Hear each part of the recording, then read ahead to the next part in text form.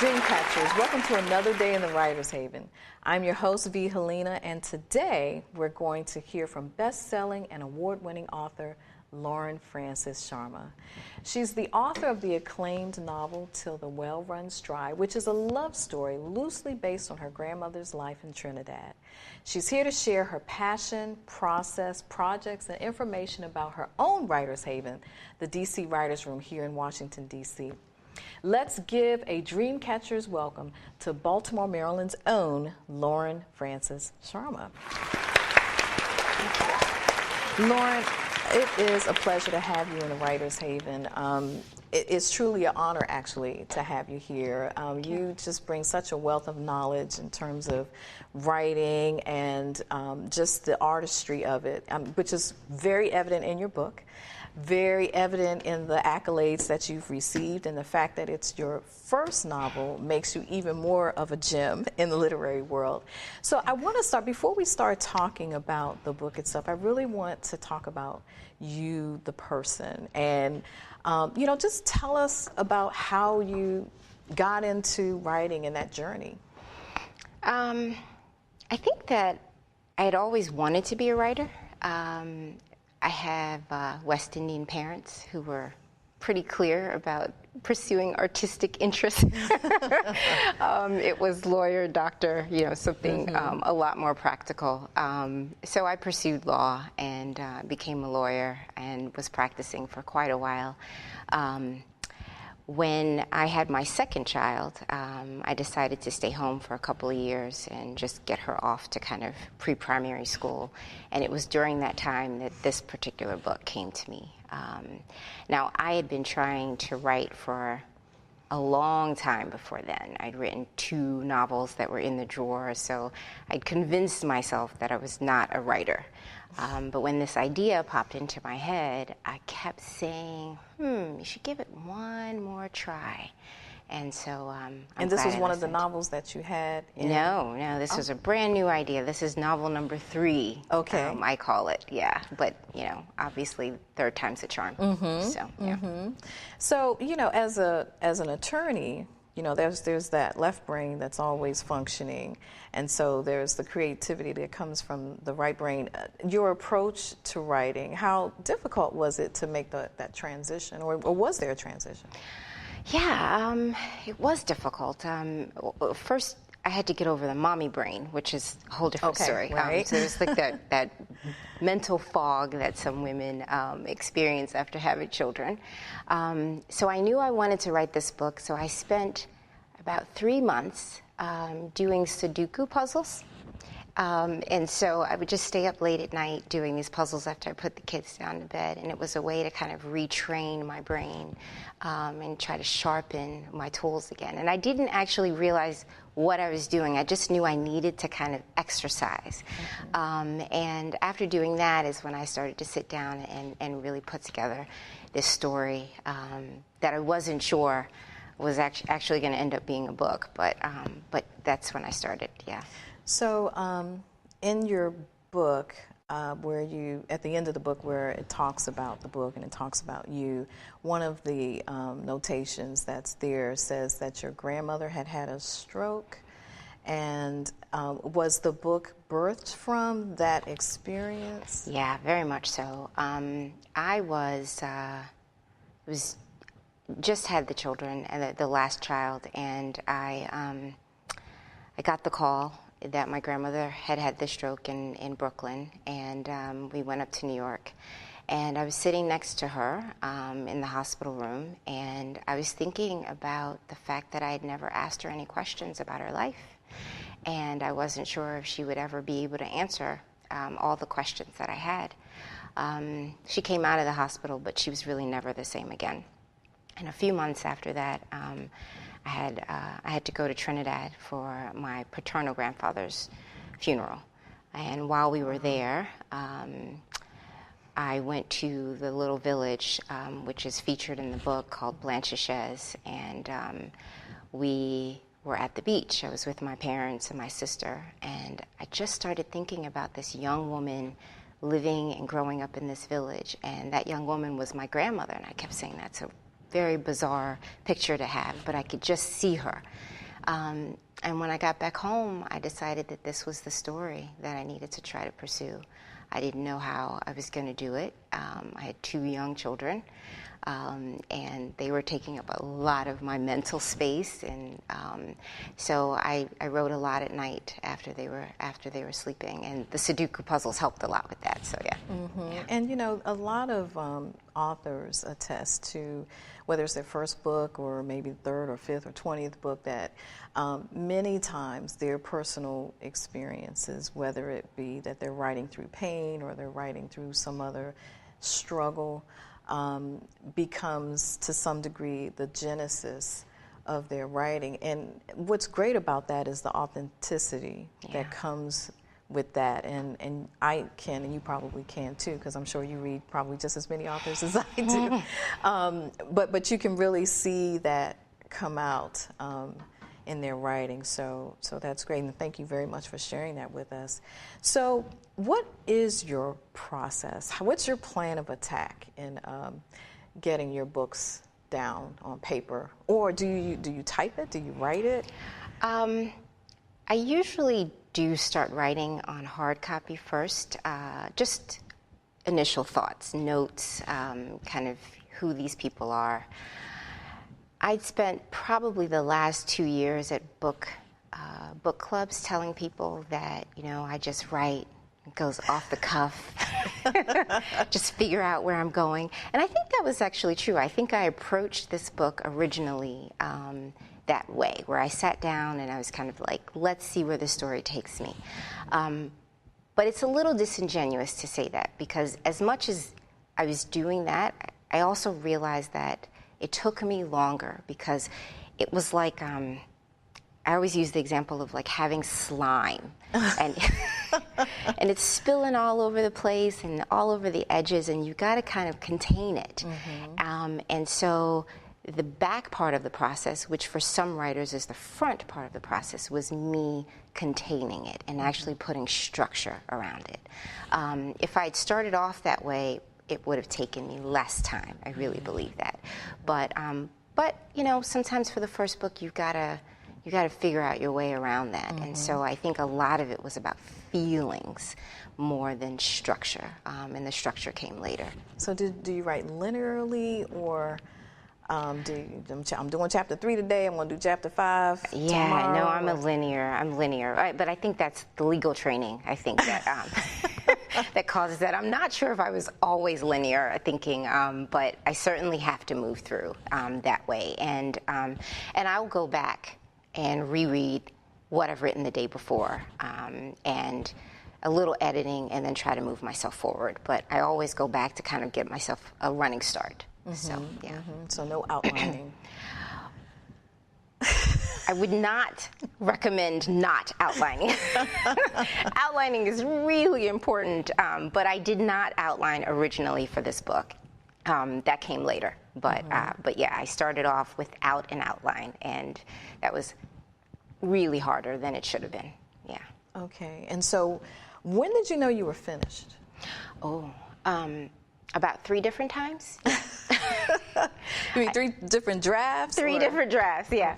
Okay. I'm really bad at being able to know when I'm at the end. I get really excited, and I think the story is great.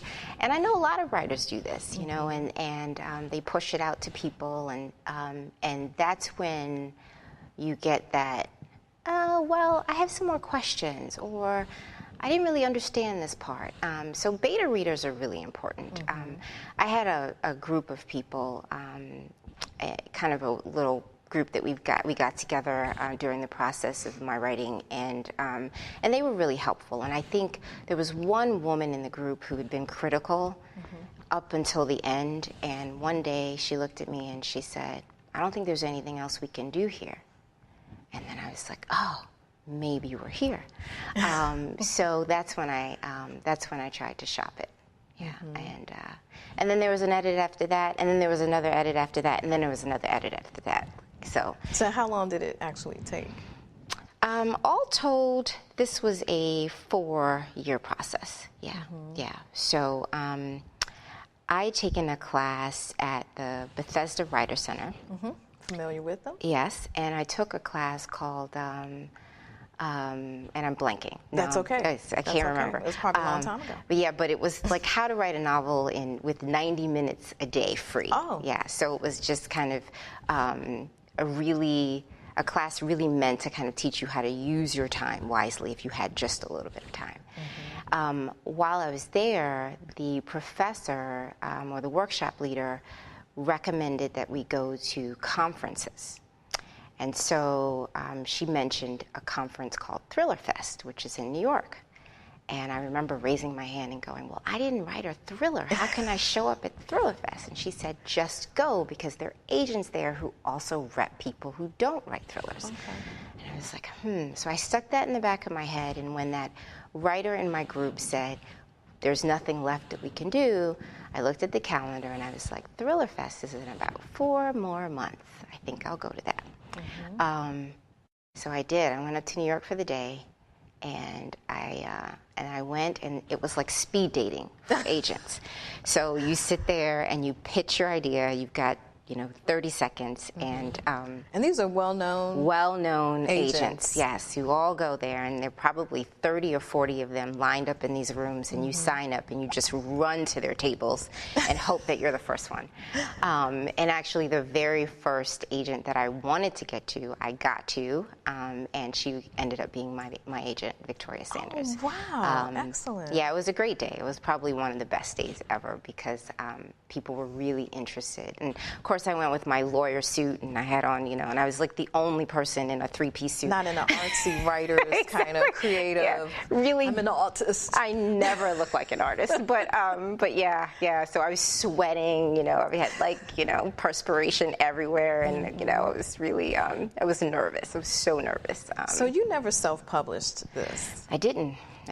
That's awesome. Yeah, now I think self-publishing is another alternative and another viable alternative, but I did not, and I'm happy that I didn't have to. Absolutely, yeah. Absolutely. That's the way to go if you can. So tell us a little bit more about that experience. Going through an agent and working with a publisher. Yeah. So my agent signed me probably a week after I met her. And she said, okay, well, we've got some work to do with this book. And I didn't quite know what that meant, because I was done. And she sent me a letter kind of outlining the things that I needed to work on. And she wanted me to make this already big book, which I thought was a big book, even bigger. So I spent a year with her, probably a little over a year, adding about 200 pages to this book. So by the time I was done, it was a 600-page book. And she wanted it, she kept saying, I think it really needs to feel epic. It needs to feel epic. So I think I gave her that.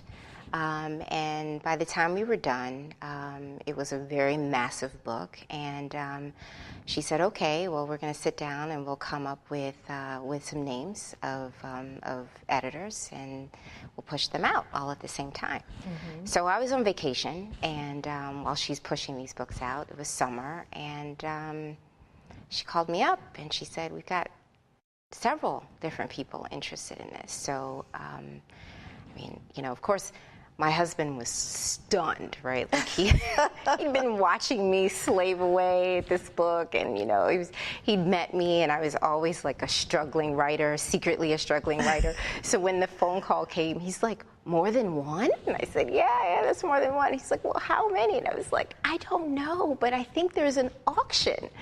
And so the book went to auction, and then I had to I left vacation, straight from vacation. I went to New York to meet editors. I mean, seriously, this was like a dream come true. And I can't explain to you what it feels like to walk into,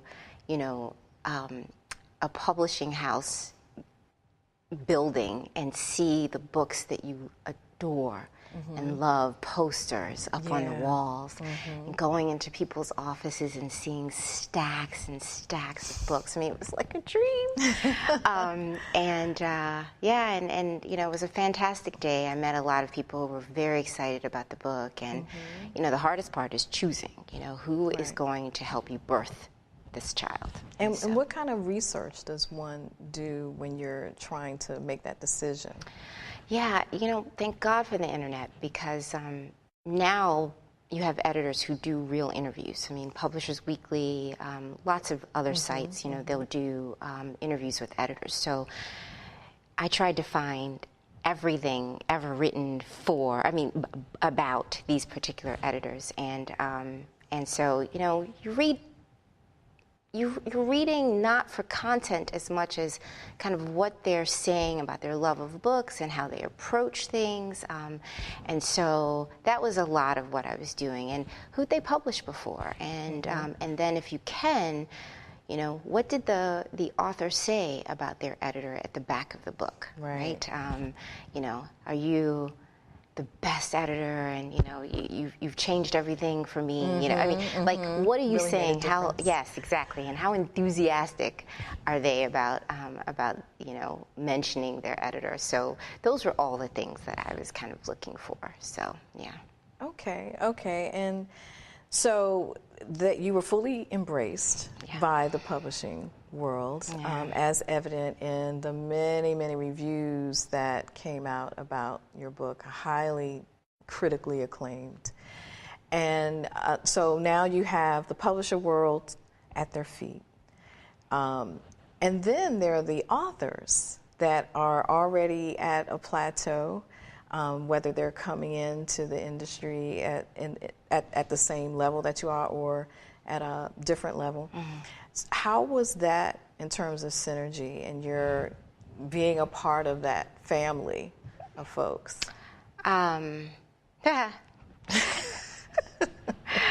So on the publishing side, you really have to make a decision about whether or not you're going to rely completely on the publisher to get you the reviews and get people reading your book. I made the decision early on that I was going to invest in myself. And so I hired a outside PR person, Gilda, and she's actually Misty Copeland's manager now, which is fantastic. And she did a wonderful job. And my goal with her was actually reaching out to a particular audience. I wanted to make sure that African American audiences were not forgotten in that process. So she really reached out to Essence, to Ebony, to make sure the African American bloggers were getting the books, and so that was a really important part of it. The other part, obviously, is that you need blurbs. You need other authors to support you in the process. The endorsements. I knew no one, like absolutely no other writer.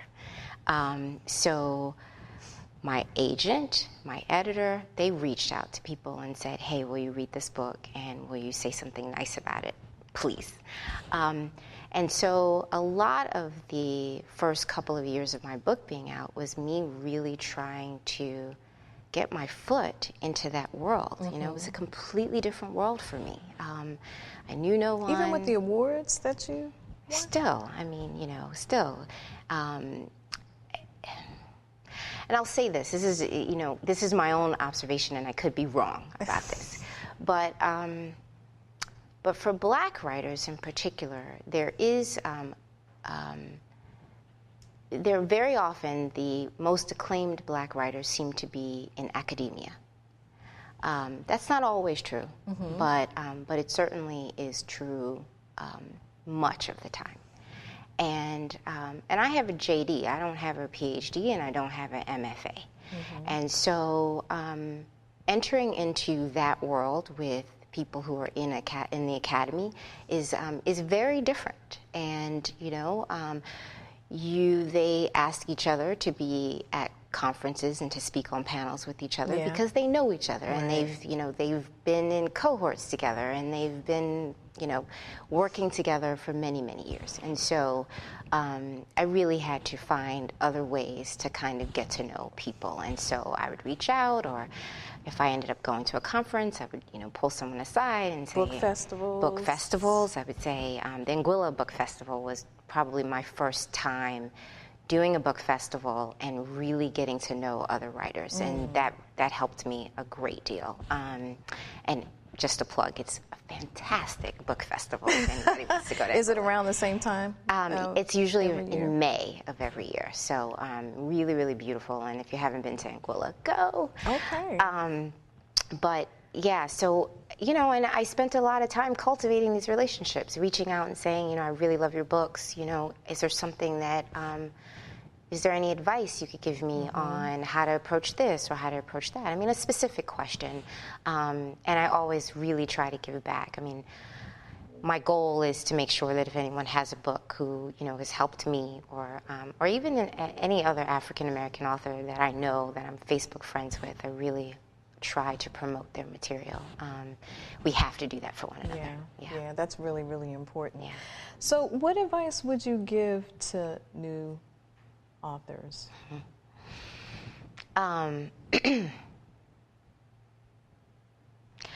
Well, people always say, don't give up, right? Just keep trying. And I think there's truth to that. I mean, I spent a decade or more just dreaming about trying to do this, and eventually it worked. But I also was really reluctant at first to join a writer's group, take a class in writing. Like, I thought I could do this, and I thought I knew what I was doing. And I think I do have some natural talent, but that needs to be honed. We are our own worst critics. Yes, for sure. Yeah, but that's actually a good thing. Yeah, that's actually a good thing. It's important to get other people to kind of, help you figure out how to structure things. Read other books. Everybody says that, but it's true. It is very true. But the question really, I always say this, is, are you reading for entertainment, or are you reading for to see process and to see what? And there's a different kind of reading, and sometimes it's really important to remember, if you're a writer, that you need to be looking at what that author did, how they approached a particular problem. Did they do first person or third person, and is it third person close in, and how did that put them in a box or not, or allow them to explore things a little bit more? And if they're going to bring up something historical, how did they interweave that in the story without the plot dropping? I mean, there are all these questions that you need to ask yourself when you're reading and you're trying to be a writer. And then there's the whole language of writing. There's the whole language of writing. And the voice and the tone. Yes. All those other things that, there are plenty of classes that teach that, but, you really don't get the artistry of that until you really start working that and just staying in the grind. Yeah. And continuing that, and seeing that for yourself in your own writing, and as well as other people critiquing it. So what's next? What's your next project? Can you talk to us about it? Is it contained? And you're not allowed to speak on it? Well, I do have a project that's sitting on the desk now, so I'm kind of waiting to see what my agent thinks about that. But I'm really excited about it. It's a historical novel set in the late 1700s to early 1800s, both in Trinidad and what will become the United States of America. It is a Western. Okay. I like it already. And it's thrilling. It's thrilling, and it was thrilling to write. How many women write Westerns? There are some, but you're right. There's not many. Yeah. But I was really drawn to this story, and I think I pull it off. So Okay. Now tell us about the writers' room. Oh, Definitely. yeah, my new baby. About that. So the writers' room is in D.C. in Tenleytown, 4000 Albemarle, and I used to write there when I was writing Till the Well Runs Dry. When I couldn't get quiet in the house, a friend of mine, a writer friend of mine, said to me, I go to this place because she too had small children, and she said, it's perfect. You just go there. You can go anytime, 24 hours a day, 7 days a week, and you can write. And so I would go on late nights or Sunday afternoons. Sometimes I would get a sitter, or sometimes my husband would manage the kids, and I would just be in quiet, and I'd get so much work done. Mm-hmm. So when the previous owners decided to move out of D.C., they moved to New York, I just said, maybe I should try taking it over. Mm-hmm. And I did in April. And, of what year? This April of just last year. Wow. Yeah. Oh, this year. What am I talking 2017. about? 2017. Yes. Okay. Yeah. Okay. So not that long ago. And it's been mine ever since. And it's been great. I mean, there's a lot of other co-working spaces that are popping up, mm-hmm. but to have a place for writers, to hear the clicking of the keyboard, to know that other people are writing words, and we've got journalists and nonfiction writers and essayists and professors, and it's a fantastic environment to be in.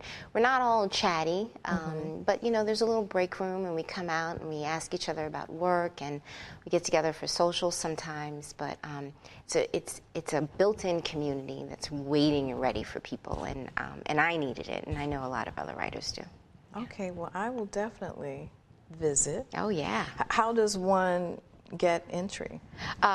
You send an email to, we have a website, dcwritersroom.com, and info@writersroomdc.com, and so you can send an email, and anytime you want to come, you can come by and visit. It's open.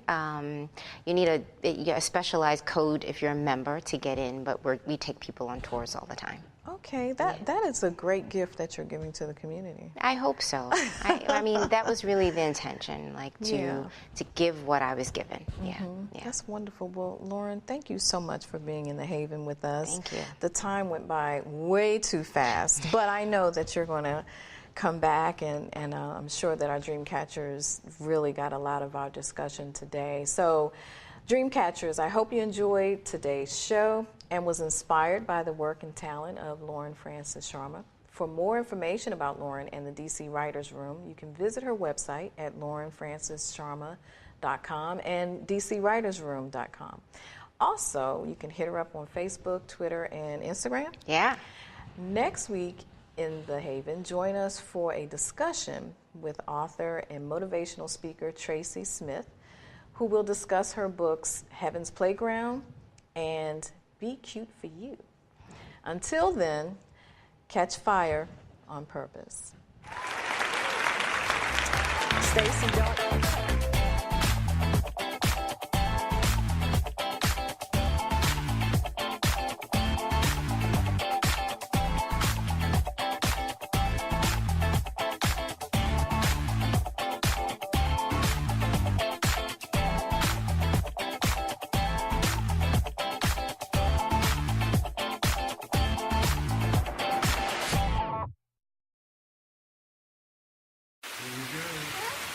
Here we go. We're going to go out there in the rain. You're going to get wet. All right, here we go.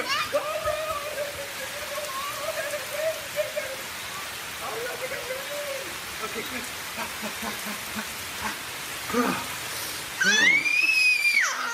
Oh, yeah. Yes. So much fun.